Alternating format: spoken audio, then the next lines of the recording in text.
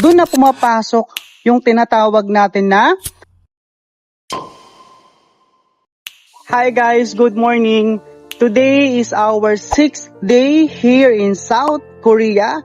And dito sa short video na to, meron lang po akong gustong i-share na message sa inyo na if you want na mag-improve yung life mo or makuha yung mga goals mo sa buhay, dapat every time na nakaka-encounter ka ng mga problem sa buhay, mga challenges, mga struggle, dapat ang thinking mo dyan is hindi siya kalaban mo. Okay? Dapat ang response mo is laging positive way. Okay? So, normal lang naman. So, upo muna tayo dito, no? Papunta tayo sa Starbucks para mag-coffee. So, normal lang naman guys na makakaramdam tayo ng mga something na negative. Pero, dapat wag tayong mag-stay ng napakatagal dyan.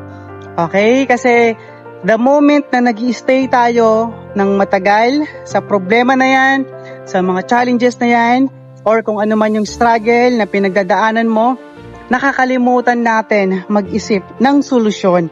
Okay? At the moment nakakalimutan natin mag-isip ng solusyon, doon na pumapasok yung tinatawag natin na yung nagkakaroon tayo ng pa-victim mode, naninisi na tayo kung sino yung mga dapat nating sisihin. Diba kapag ganun yung mindset mo, okay, always negative response ka, at the same time negative yung thinking mo sa mga pinagdadaanan mo, yun yung unti-unti nang nilalayo sa'yo kung ano man yung mga goals mo sa buhay. Diba, magugulat ka, yung higher creator, diba, hindi niya binibigay sa'yo yung mga right solution sa problema mo kasi iba yung binabato mong response sa kanya, diba? So, unlike kapag positive way ang thinking mo sa mga pinagdadaanan mo at laging positive response na like ano yung tinuturo sa'yo ng problema, di ba? Ang tingin mo sa mga struggle mo, sa mga challenges is growth na kapag nalagpasan mo siya, magiging better person ka.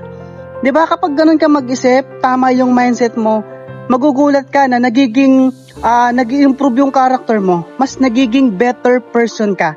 At the same time, yung higher creator, okay? Dahan-dahan niyang binibigay kung ano man yung mga pangarap mo at goals mo sa buhay. Okay? Kasi ako po, na-experience ko na yan, ang dami ko nang pinagdaanan sa buhay. Okay? So, ang lagi ko lang response is part ito ng process na kapag pinagdaanan ko, at nalagpasan ko, sigurado ako na makukuha ko yung mga goals ko. And yun po yung nangyayari sa akin. Okay? So right now, nandito kami sa South Korea. All expenses paid ng company. Di ba? So, nakadalawang travel na po kami. Taiwan and South Korea. Alright? So yun lang naman. Again, if you want na gusto mong mag-improve yung life mo at gusto mong makuha yung mga pangarap mo sa buhay, starting today, dapat ang mga problema mo, mga struggle mo, mga challenges, dapat laging positive response at positive thinking ka. Alright? So, yun lang. See you again sa next video. Bye-bye!